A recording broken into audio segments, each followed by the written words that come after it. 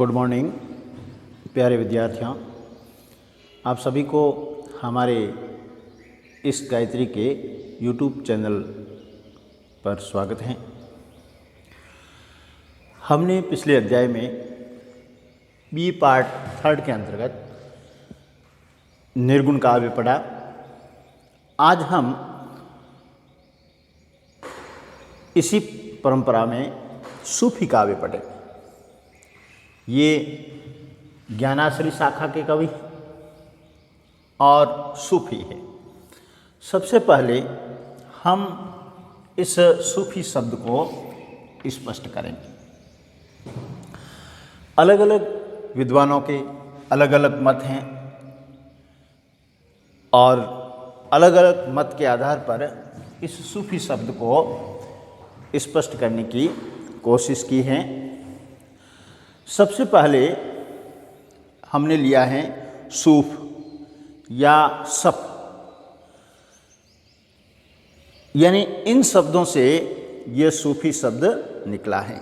सूफ से या सफ से सूफी शब्द निकला है और इस सूफ या सफ का अर्थ है अग्रिम पंक्ति में जो खड़े होंगे वह सूफी हैं, यानी अग्रिम पंक्ति में खड़े होने वाले उस व्यक्ति को सूफी कहा जाता है। एक मत हमारा यह है।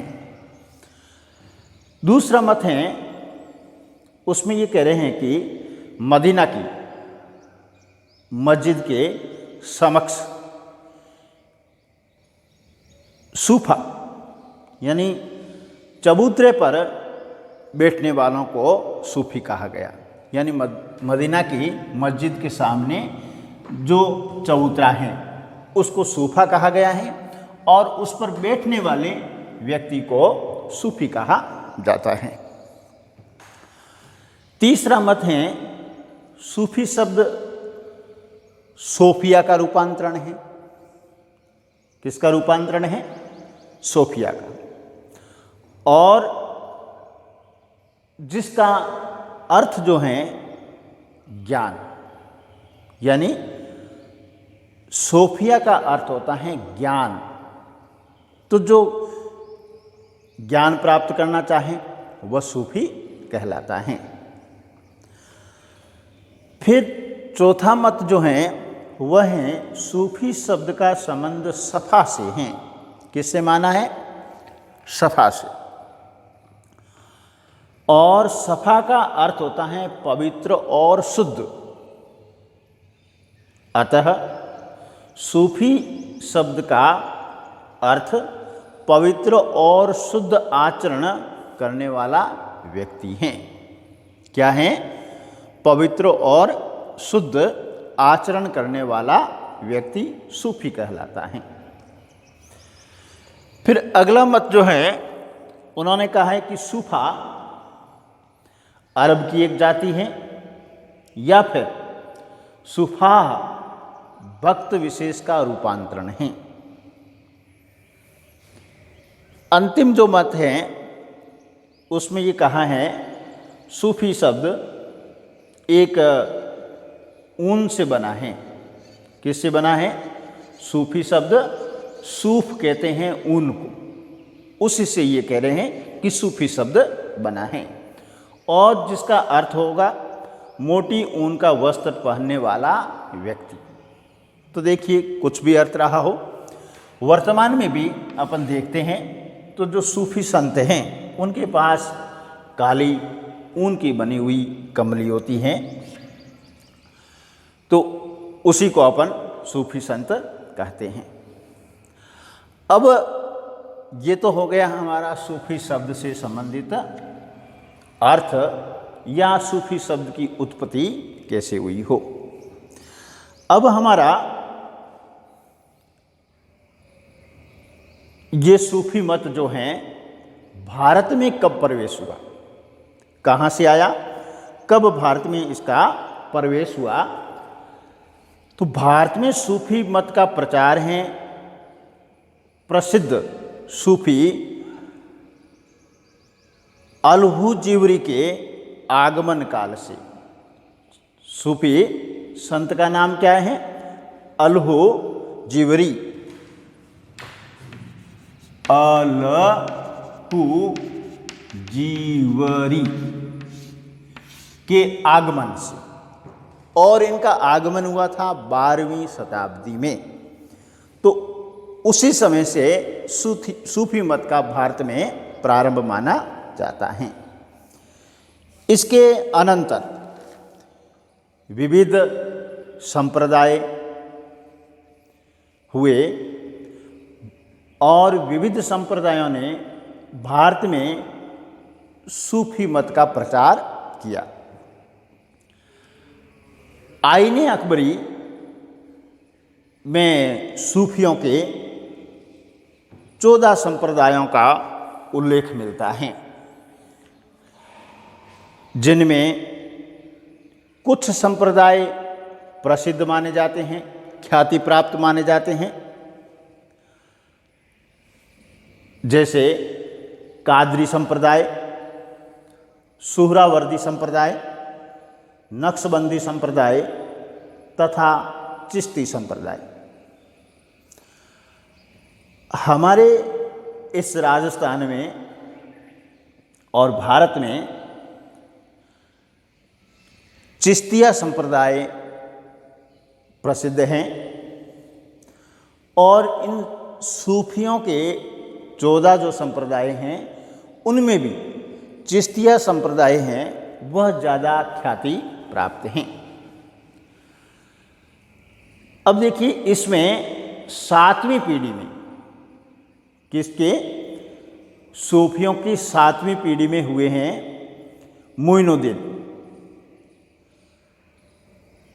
और अन्य जो इसके संत थे जैसे कुतुबुद्दीन, काकी, फरीदुद्दीन और शंकरगंज, इन्होंने भी इस मत का खूब प्रचार किया। प्रचार करने का इनका तरीका था संगीत के माध्यम से साधना, यानी संगीत का और इस संप्रदाय का प्रमुख संबंध रहा है। फिर दूसरा संप्रदाय इसी में से सुहरावर्दी हैं, और सुहरावर्दी संप्रदाय की स्थापना की थी बहाउद्दीन जाकरिया ने। इसके बाद में कादरी संप्रदाय हैं, और कादरी संप्रदाय की स्थापना करने वाले अब्दुल कादिर और सैयद अहमद घोष हैं। चौथा प्रसिद्ध इनका संप्रदाय है वह है नक्शबंदी संप्रदाय, और नक्शबंदी संप्रदाय के संस्थापक अहमद फारूकी हैं। इनके सुधारों से सूफियों के संगीत, विधान और नृत्य एवं सत्संग, दंडता आदि कार्य बंद हो गए थे। किसके? नक्शबंदी संप्रदाय के प्रभाव से। इन्होंने इस संप्रदाय में कुछ सुधार किए, जिसमें संगीत विधान को वर्जित कर दिया, अपने संप्रदाय में नृत्य को वर्जित कर दिया, और सत्संग, दंडता आदि कार्य जो हैं वह बंद कर दिए थे। अब देखिए, इस सूफी मत के कुछ सिद्धांत हैं। जैसे प्रत्येक मत के सिद्धांत होते हैं, उसी भांति सूफी मत के भी कुछ सिद्धांत हैं। ये सूफी जो सिद्धांत थे वह इस प्रकार से हैं। सूफियों में अनेक संप्रदाय प्रचलित हैं, और उनमें आध्यात्मिक सिद्धांतों के विषय में थोड़ा बहुत अंतर भी हैं। यानी अपन ने चर्चा की कि इस संप्रदाय में, सूफियों में 14 संप्रदाय हैं, उसमें से 4 हमने प्रमुख माने थे। ये कह रहे हैं कि प्रत्येक संप्रदाय में जो अध्यात्म के सिद्धांत हैं उसके विषय को लेकर थोड़ा बहुत अंतर रहता है, लेकिन सूफी मत के प्रमुख जो सिद्धांत हैं वह इस प्रकार हैं कि ईश्वर, सभी संप्रदायों ने ईश्वर को निर्विकार तथा निर्विकल्पिक माना है। क्या माना है? ईश्वर को निर्विकार और निर्विकल्पिक माना है। एक सिद्धांत यह है। दूसरा क्या कहा है कि ईश्वर के साथ एकीकरण के लिए, यानी ईश्वर के साथ तादात्म्य के लिए प्रेम पीर का उदय होना आवश्यक है। यदि प्रेम की पीड़ा, प्रेम की पीर का उदय नहीं होता है तो ईश्वर के साथ हमारा तादात्म्य, हमारा एकीकरण नहीं हो सकता। फिर इन्होंने कहा कि अहम भाव की समाप्ति ही साधना की सफलता की कुंजी है। जब भक्त में, सूफी संत में जब अहम भाव का पूर्ण रूप से अभाव हो जाएगा तभी उसको आगे ईश्वर का साक्षात्कार होगा।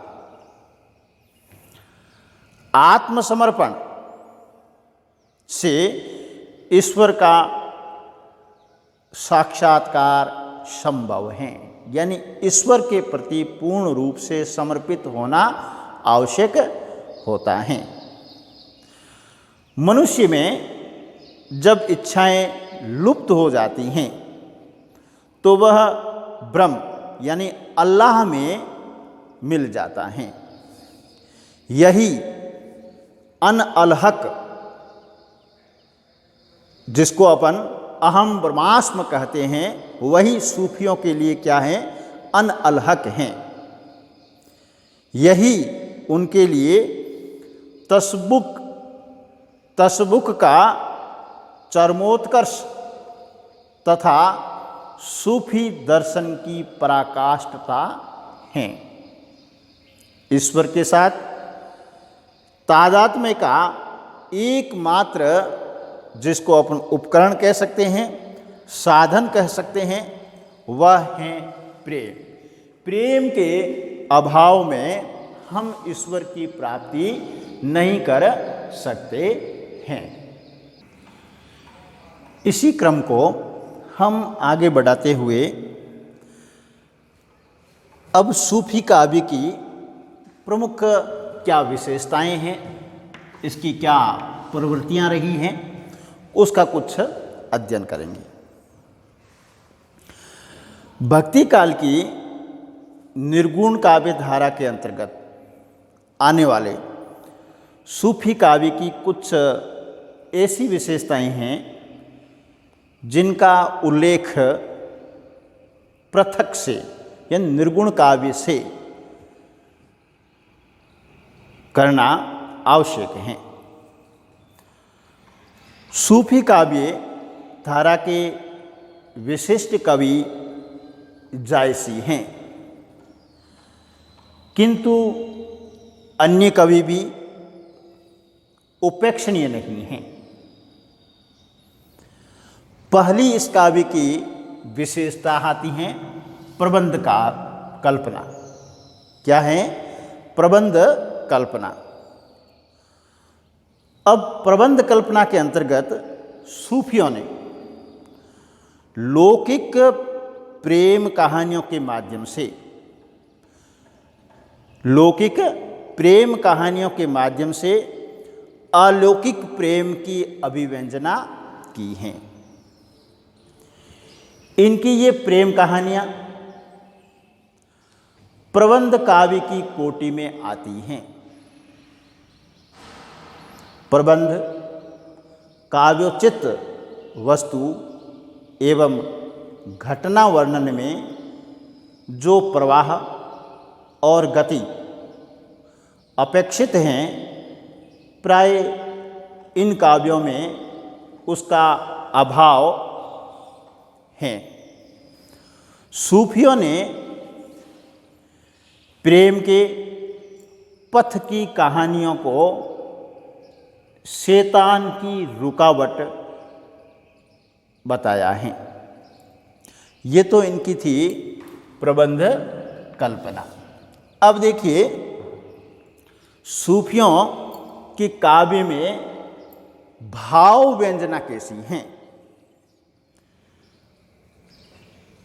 अब सूफियों का प्रमुख प्रतिपाद्य या विषय जो हैं प्रेम हैं, और प्रेम के वियोग पक्ष को उन्होंने अत्यधिक महत्व दिया है।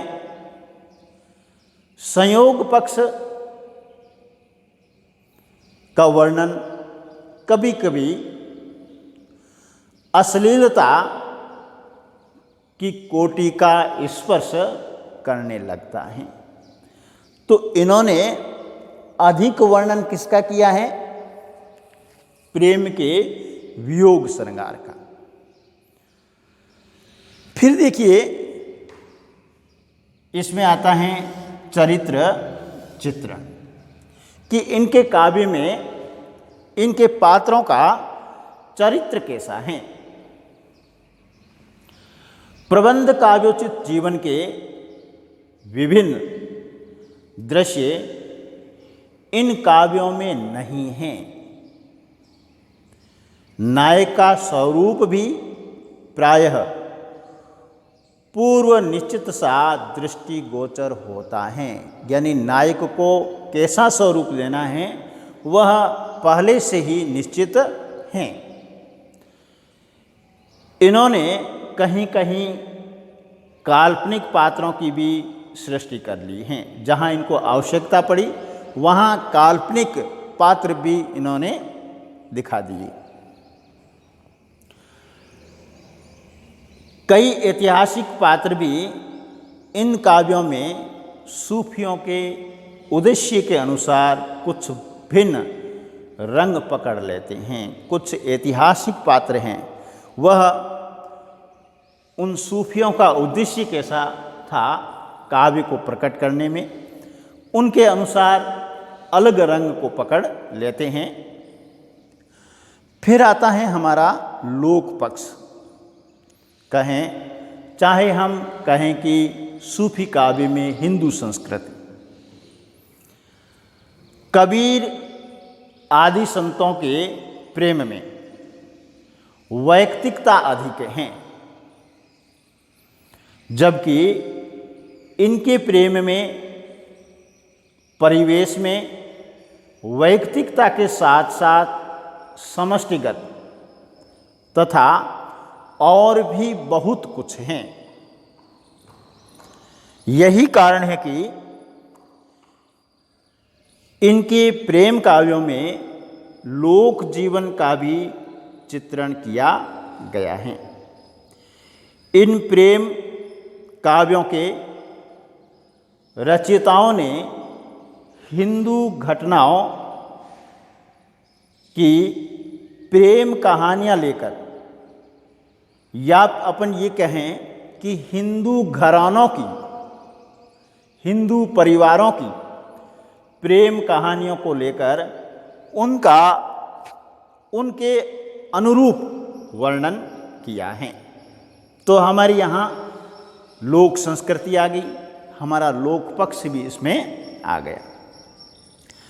फिर देखिए इसमें एक कल्पना की गई है शैतान की। किसकी कल्पना है? शैतान की। सूफी प्रेम काव्यों में शैतान को माया के साथ साधक को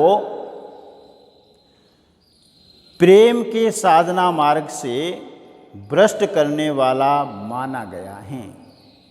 शैतान को माया के समान माना है और साधक को साधना के मार्ग से ये शैतान भ्रष्ट करता है, उसमें बाधा पहुंचाने का कार्य करता है। संतों ने माया को साधना में बाधक माना, इन्होंने शैतान को।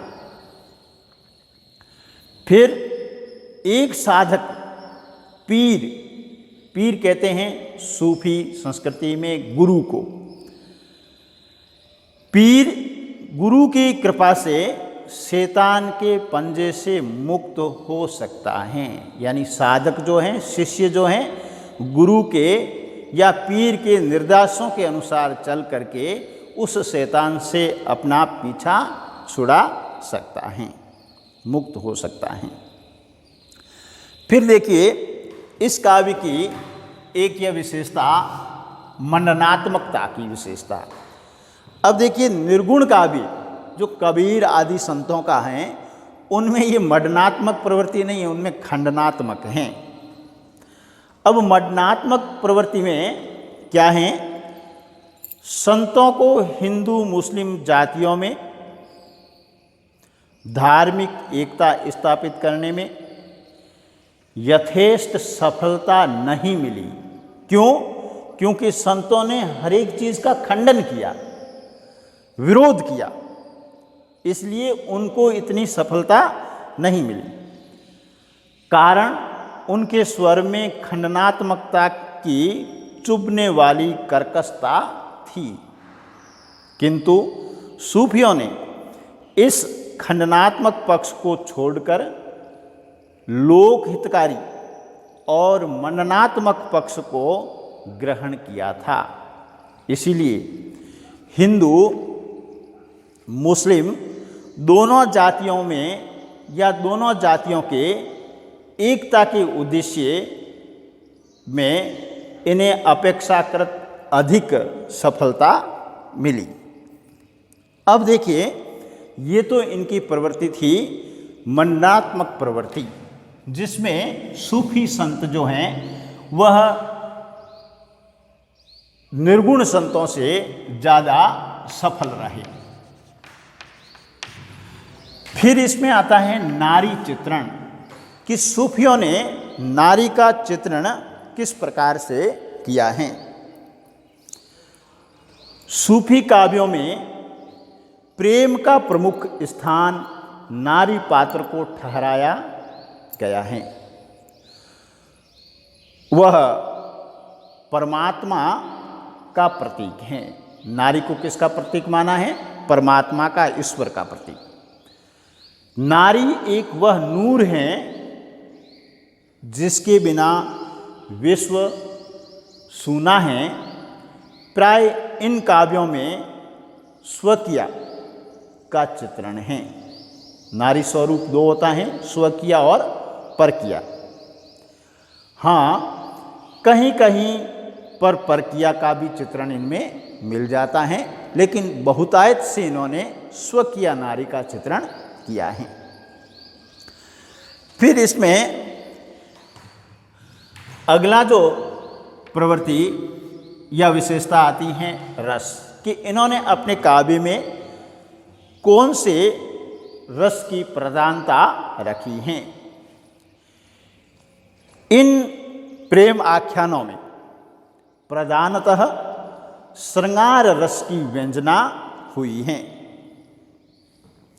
संयोग श्रृंगार में इन्होंने इतनी रुचि नहीं दिखाई जितनी वियोग श्रृंगार में, यानी सूफियों ने वियोग श्रृंगार का अधिक वर्णन किया है और संयोग श्रृंगार का कम वर्णन किया है।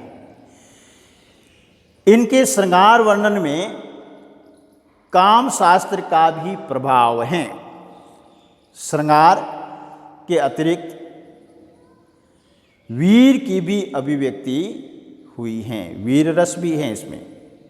कहीं कहीं करुण, शांत और विभत्स रस की भी अभिव्यक्ति मिलती है।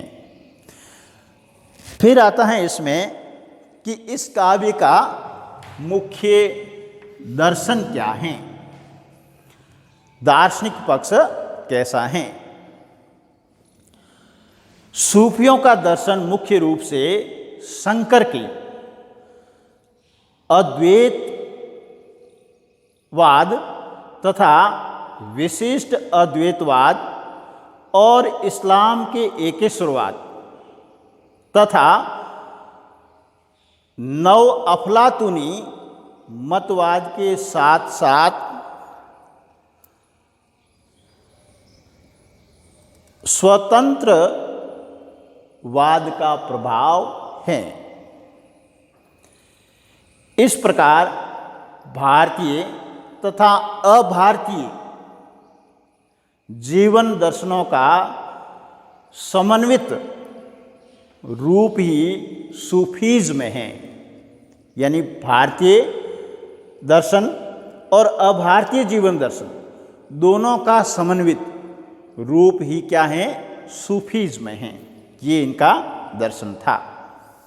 फिर आता है कि सूफी काव्य की भाषा कैसी थी, कौन सी भाषा का इन्होंने प्रयोग किया। सूफियों की भाषा प्रायः सर्वत्र अवधि हैं। उस्मान और नसीर पर, यानी सूफी संत हुए हैं उस्मान और नसीर, उन पर भोजपुरी का भी प्रभाव है। नूर मोहम्मद ने कहीं कहीं ब्रज भाषा का भी प्रयोग किया है, लेकिन इनकी मुख्य भाषा है वह अवधी हैं। फिर आता है कि इन्होंने अपने काव्य में किन छंदों का प्रयोग किया है। प्रेम आख्यानों में अपभ्रंश के चरित्र काव्यों के समान, जिस प्रकार से अपभ्रंश में चरित्र काव्य लिखे गए उसी भांति यहाँ पर भी दोहा चौपाई शैली को अपनाया गया है। इसके अतिरिक्त सोरठे, सवैये, बरवे जैसे छंदों का भी प्रयोग किया गया है। फिर आता है इसमें कि इस काव्य में कौन से अलंकारों का प्रयोग किया गया है। अब इस दिशा में इन्होंने बहुधा प्रचलित परंपरा का अनुसरण किया है कि उस समय जो परंपराएं प्रचलित थी उन्हीं का अनुसरण करते हुए फारसी साहित्य से बहुत कुछ प्रभावित रहने पर भी इन्होंने भारतीय क्षेत्र से उपमान आदि को ग्रहण किया। क्यों?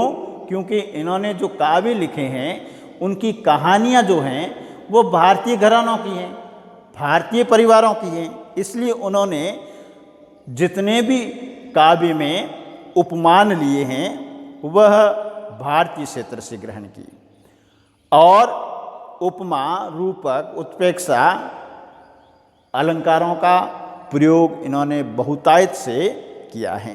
किंतु इसके अतिरिक्त भी अन्योक्ति, समासोक्ति, अतिशोक्ति, रूपक अतिशोक्ति तथा संदेह और भ्रम जैसे अलंकार भी आवश्यकता के अनुसार काम में लिए गए थे।